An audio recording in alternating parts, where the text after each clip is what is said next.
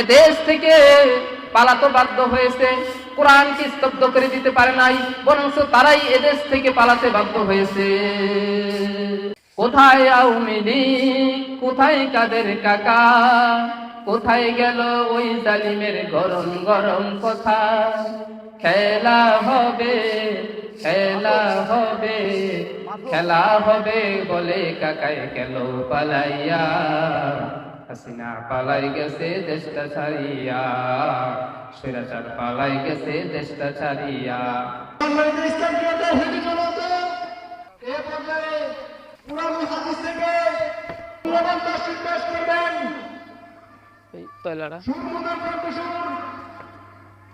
বিশিষ্ট ইসলামী চিন্তাবিদ মাওলানা আবু হানিফ সাহেব, মাওলানা আবু হানিফ সাহেব।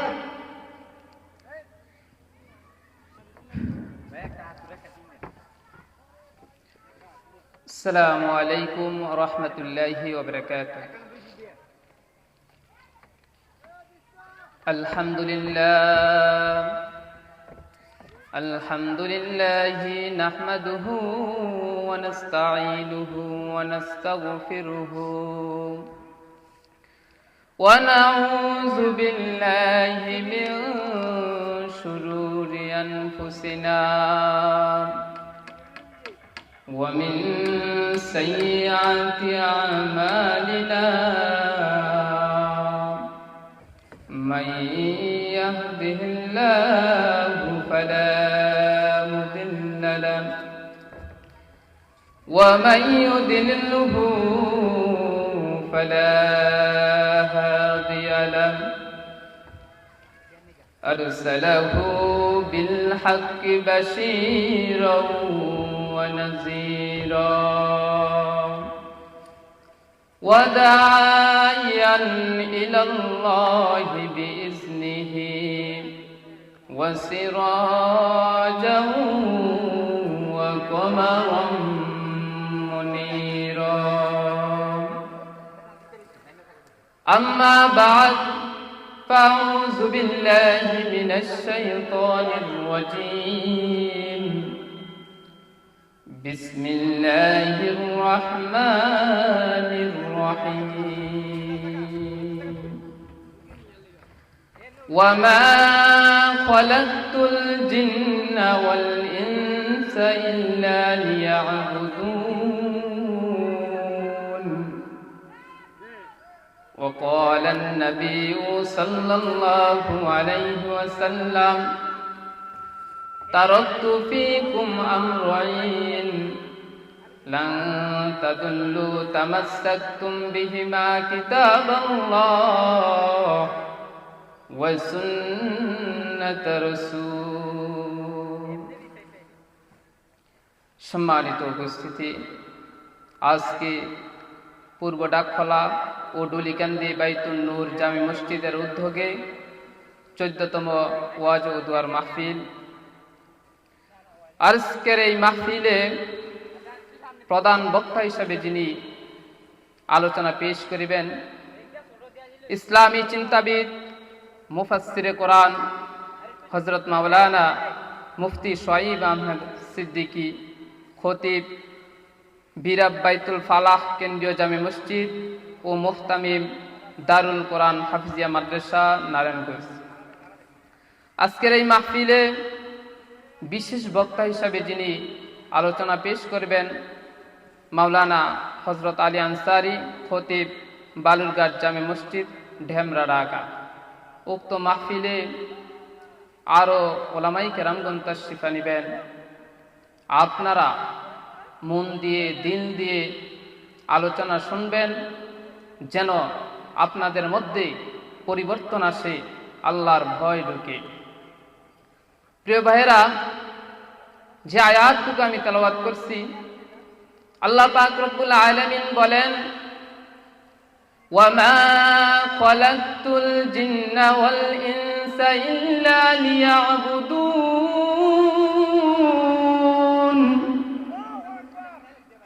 আমি মানুষ এবং জিন জাতিকে সৃষ্টি করলাম, একটা উদ্দেশ্য আছে, আর সেই উদ্দেশ্যটা হলো আমার বান্দা আমার নাজ নেয়ামত ভোগ করবে, আমার দেওয়া রিজিক, আমার দেওয়া পানি, আমার দেওয়া বাতাস তারা ভোগ করবে, আর আমি মাওলার ইবাদত করবে। এটাই হচ্ছে আল্লাহ পাকের উদ্দেশ্য। ভাইরা আমার, আল্লাহ পাক রব্বুল আলামিন আমাদেরকে তার ইবাদত করার জন্য পাঠিয়েছেন, কিন্তু আমরা আমাদের সময়টাকে, আমাদের এই যৌবনটাকে অযথা নষ্ট করে দিচ্ছি, খেলায় ধুলায় কাটিয়ে দিচ্ছি, খেল তামাশা করে কাটিয়ে দিচ্ছি। আল্লাহ পাক রব্বুল আলামিন আমাদের যেই মূল্যবান সময়টুকু দিয়েছেন, এই সময়টুকু যদি আমরা ইবাদত করতে পারি, আল্লাহর দাসত্ব করতে পারি, আল্লাহর গোলামি করতে পারি, আল্লাহ পাক রব্বুল আলামিন আমাদেরকে জান্নাত দিয়ে দিবে। আল্লাহ রব্বুল আলামিন বলেন, ওয়াতাসিমু বিহাবলিল্লাহি জামিয়ান ওয়া লা তাফাররাকু, তোমরা আল্লাহর রজ্জুকে শক্তভাবে আঁকড়ে ধরো, পরস্পর বিচ্ছিন্ন হয়ো না। আল্লাহ পাক রব্বুল আলামিন আমাদেরকে ঐক্যবদ্ধভাবে আল্লাহর রজ্জুকে ধারণ করতে বলেছেন। আল্লাহ রব্বুল আলামিন যে কোরআন দিয়েছেন, রাসূল করিম সাল্লাল্লাহু আলাইহি ওয়াসাল্লামের যে হাদিস রয়েছে, এইগুলা যদি আমরা আঁকড়ে ধরি, ধারণ করতে পারি, তাহলে আমরা কখনো পথ হারা হব না, বিচ্ছিন্ন হব না। আল্লাহ রাব্বুল আলামিন যেই কিতাব দিয়েছেন, কোরআন দিয়েছেন, সেই কোরআন দিয়ে যদি মসজিদ চালায়, মাদ্রাসা চালায়, সেখানে শান্তি আসে। সেই কোরআন দিয়ে যখন রাষ্ট্র পরিচালিত হবে, ওই রাষ্ট্রের মধ্যে অবশ্যই শান্তি হবে, ঠিক কিনা? এই জন্য আল্লাহ রাব্বুল আলামিনের কিতাব, এই কোরআন তেলাওয়াতের কিতাব বানিয়ে ফেলেছি, এই কোরআনকে তাবিজের কিতাব বানিয়ে ফেলেছি। এই কোরআন শুধু চল্লিশা খাওয়ার জন্য নয়, তাবিজের জন্য নয়, মৃত্যুর পরে মানার জন্য নয়, এই কোরআন এসেছে জীবন্ত মানুষের জন্য, ঠিক কিনা? যদি জীবন্ত মানুষে এই কোরআন অনুযায়ী পথ চলে, এই কোরআন দিয়ে জীবন গঠন করে, ওই জীবন্ত মানুষের মধ্যে পরিবর্তন শুরু হয়ে যাবে, ঠিক কিনা? এই জন্য এই কোরআন এমন এক কিতাব, এই কিতাব দিয়ে যদি আমরা আমাদের জীবনকে পরিচালিত করতে পারি, আল্লাহ পাক রব্বুল আলামিন আমাদের জীবনের মধ্যে পরিবর্তন ঘটিয়ে দিবেন। সুবহানাল্লাহ। এই জন্য কোরআন দেখা যায় আমরা মৃত্যুর পরে কোরআনকে বেশি গুরুত্ব দেই। মানুষ যখন মারা যায় তখন হুজুরাইনা খতম করায় কোরআন অনুযায়ী। তখন মহিলা মারা গেলে কোরআন এমন মানে উপরে কবর দেওয়ার সময় আলগা একটা পর্দা দেয়। বলে কেন? বলে এখানে গায়রে মুহররম আছে, ওয়েলকাম। গায়রে মাহরাম থাকার জন্য যদি পর্দা দেওয়া হয়, তাহলে আমার কথা হলো, আজকে যারা মাহফিলের মধ্যে আসছেন, মাহফিলের মধ্যে, মেলার মধ্যে বেপরদার সাথে, আমার মা বোনেরা বেপরদার সাথে মাহফিলে চলে আসছে। ওই মাহফিলে তো মা বাবারা বাধা দেয় না, ওইখানে এমন নিজের অঙ্গভঙ্গ প্রদর্শন করে আসছে যা পরপুরুষ দেখলে সম্পূর্ণ হারাম। এই জন্য ভাইরা আমার, কোরআন হচ্ছে জীবন্ত মানুষের জন্য। মৃত্যুর পরে কোরআন অনুযায়ী যদি তাকে কবরে শোয়ানো যায়, শোয়াইবেন, ওয়েলকাম আপনাকে। কিন্তু জীবন্ত মানুষকে যদি কোরআন অনুসরণ করে, দুনিয়াতে যেমন শান্তিতে থাকতে পারবে, আখিরাতেও সে শান্তিতে থাকতে পারবে। আল্লাহর রাসূল করিম সাল্লাল্লাহু আলাইহি ওয়াসাল্লাম মানুষ গড়েছেন, সাহাবায়ে কেরামদেরকে এমন ভাবে গড়ে তুলছেন। আল্লাহর রাসূল করিম সাল্লাল্লাহু আলাইহি ওয়াসাল্লাম আবু বকরের মতো, উসমানের মতো, আলীর মতো, ওমরের মতো এমন মানুষ গড়েছেন, সৎ মানুষ গড়ে তুলেছেন। এই জন্য রাষ্ট্র সংস্কার করার আগে এদেশের মানুষকে আগে সংস্কার করার প্রয়োজন। যখন এদেশের মানুষকে সংস্কার করবে তখন রাষ্ট্র এমনি সংস্কার হয়ে যাবে। যদি এদেশের মানুষকে আগে সংস্কার করে, মানুষের প্রতি আল্লাহর ভয় ঢুকে যায়, তখন ওই মানুষ কখনো দুর্নীতি করবে না, ওই মানুষ কখনো চাঁদাবাজি করবে না, ওই মানুষ কখনো সন্ত্রাসী করবে না, ওই মানুষ কখনো অন্যের হক মারবে না। ওই মানুষ আল্লাহকে ভয় করার কারণে সব দিকে দিয়ে সৎ থাকবে এবং রাষ্ট্রের টাকা মেরে খাবে না। এই জন্য রাষ্ট্র সংস্কার করার আগে প্রয়োজন এদেশের মানুষকে সংস্কার করা, এদেশের মানুষের মাঝে আল্লাহর ভয় তৈরি করা। যদি আল্লাহর ভয় এদেশের মানুষের মাঝে তৈরি করতে পারে, তাহলে এদেশের বাজেটের টাকা কখনোই দুর্নীতি হবে না, দেশের টাকা বিদেশে পাচার করবে না, ঠিক কিনা? আল্লাহর রাসূল করিম সাল্লাল্লাহু আলাইহি ওয়াসাল্লামের সাহাবী হযরত ওমর রাদিয়াল্লাহু তাআলা আনহু, ওয়ার্দ জাহানের খলিফা হযরত ওমর রাদিয়াল্লাহু তাআলা আনহু কেমন ভাবে রাষ্ট্র পরিচালনা করেছেন, যে রাষ্ট্র পরিচালনা করছেন অসহায় গরিব দুঃখী মানুষের মাঝে এমন ভাবে বন্টন করছেন, আটার বস্তা মাথায় করে মাইলকে মাইল হেঁটে তার অসহায় গরিব লোকদেরকে দিয়েছে। কিন্তু আমার সমাজে দেখা যায় সরকার থেকে যে টাকা বাজেট আছে, এই টাকা গরিব দুঃখীরা পায় না, ওই টাকা নেতাদেরই হয় না। ওমর রাদিয়াল্লাহু তাআলা আনহু রাতের বেলা যখন তার প্রজা সাধারণের খোঁজ খবর নেওয়ার জন্য বের হলেন, বাইরে আমার মানুষ তখন কেমন আল্লাহকে ভয় করত, কেমন ভাবে আল্লাহকে স্মরণ করত, আপনাদের কাছে একটা উদাহরণ পেশ করলে আপনারা বুঝবেন। যখন রাত্রি গভীরে ওমর রাদিয়াল্লাহু তাআলা আনহু তার জনসাধারণের খোঁজ খবর নেওয়ার জন্য বের হয়ে গেলেন, ওমর রাদিয়াল্লাহু তাআলা আনহু হাঁটতে হাঁটতে একটি ঘরের কোনায় যে দাঁড়িয়ে গেলেন, দেখে মানুষজনের কি যেন কথা বলে। মা বলতেছে, মেয়ে রাত শেষ হয়ে যাচ্ছে, গাভীর দুধের মধ্যে পানি মিশাও। তখন মেয়ে ডাক দিয়ে বলে, মা,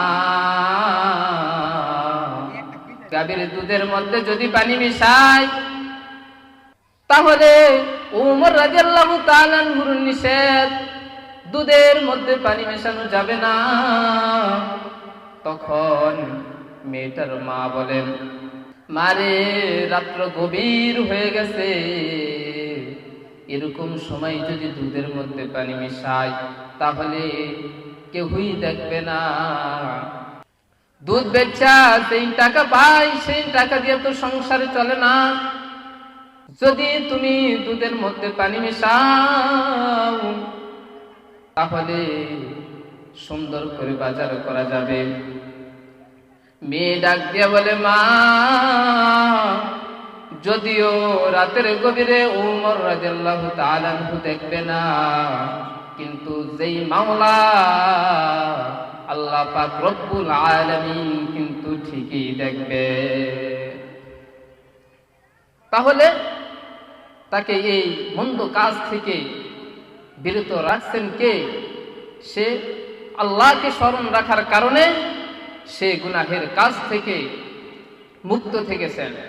এই জন্য ভাইরা আমার, যদি আল্লাহর ভয় অন্তরে ঢুকে তখন সেই ব্যক্তি কখনো গুনাহের কাজ করতে পারে না, সেই ব্যক্তি তখন সুদ খাইতে পারে না, ঘুষ খাইতে পারে না, অন্যের হক মারতে পারে না, দেশের টাকা বিদেশ পাচার করতে পারে না। এইভাবে গুনাহের কাজ করতে পারে না। এই জন্য সর্বপ্রথম মানুষকে সংস্কার করতে হবে। আর মানুষ যদি সংস্কার না হয় তাহলে এই বাংলার জমিনে কখনো শান্তি প্রতিষ্ঠা হবে না।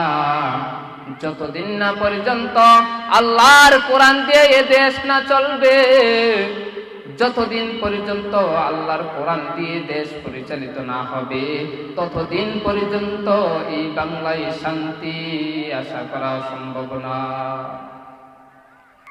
আমার ভাইরা, এদেশে শান্তি প্রতিষ্ঠা করার জন্য সভা আয়োজন করে, মিটিং আয়োজন করে, বিভিন্ন কনফারেন্স করে। তাদের লক্ষ্য একটাই, তাদের উদ্দেশ্য একটাই, তারা এদেশে শান্তি প্রতিষ্ঠা করবে। কিন্তু যত কিছুই করুক না কেন, যদি কোরআন দিয়ে দেশ না চলে, আল্লাহর আইন দিয়ে যদি দেশ না চলে, তাহলে কখনোই এদেশে শান্তি প্রতিষ্ঠা করা সম্ভব না। ঠিক কিনা? এই জন্য কোরআন এমন একটি কিতাব, এই কিতাব যদি অসুস্থ মানুষের পরে ফু দেয় তাহলে তার মধ্যে পরিবর্তন আসতে শুরু করে। এই জন্য আমরা যদি কোরআনকে অনুসরণ করতে পারি, কোরআনকে মানতে পারি, তাহলে ইনশাআল্লাহ এদেশের মধ্যেও শান্তি প্রতিষ্ঠা হবে ইনশাআল্লাহ। আমার ভাইয়েরা, 1973 সাল থেকে এই পর্যন্ত ক্ষমতার হাত চেঞ্জ হয়েছে, এখনো পর্যন্ত এদেশের মানুষ তার অধিকার পায় নাই, ন্যায্য অধিকারটুকু এখনো পর্যন্ত পায় নাই। একজনের হাত থেকে আরেকজনের হাতে গেছে, একজনের হাত থেকে আরেকজনের হাত বদল হয়েছে, কিন্তু এদেশের মানুষ তার ন্যায্য অধিকার পায় নাই। এদেশের মানুষ তার অধিকার না পাওয়ার কারণে 2024-এও এদেশের মানুষ রাস্তায় নামতে বাধ্য হয়েছে। আমার ভাইরা, এবার বাংলাদেশকে শান্তি প্রতিষ্ঠা করতে চাই। আল্লাহ তাআলা বলেন, ওয়াতাসিমু বিহাবলিল্লাহি জামিয়ান ওয়া লা তাফাররাকু। তোমরা আল্লাহর রজ্জুকে আঁকড়ে ধরো, পরস্পর বিচ্ছিন্ন হয় না। বর্তমানে ইসলামী দলগুলো সব এক হয়ে যাচ্ছে। ইনশাআল্লাহ অতি শীঘ্রই এদেশে আল্লাহর জমিনে আল্লাহর দ্বীন কায়েম হয়ে যাবে। আমার ভাইরা, আল্লাহর জমিনে আল্লাহর দ্বীন কায়েম করতে গিয়ে যদি অতীতে আল্লাহর রাসূল সাহাবায়ে কেরামেরা যেমন কষ্ট করেছেন, বর্তমানেও আলেম উলামারা এত পরিমাণ রক্ত ঝরিয়েছেন শুধুমাত্র হক কথা বলার কারণে, আল্লাহর জমিনে আল্লাহর দ্বীন প্রতিষ্ঠা করার চেষ্টা চালানোর কারণে। আমার ভাইরা, যারা এই কোরআনকে স্তব্ধ করে দিতে চায়, এই কোরআনের আলোকে নিভিয়ে দিতে চায়, যুগে যুগে তারাই স্তব্ধ হয়ে গেছে, তারাই যুগে যুগে অপমানিত হয়েছে, লাঞ্ছিত হয়েছে, বঞ্চিত হয়েছে। কিন্তু যারা কোরআনকে রাষ্ট্র পরিচালনা করার জন্য চেষ্টা করেছে, আল্লাহ পাক রব্বুল আলামিন তাদেরকে শাহাদাতের মর্যাদা দিয়েছে।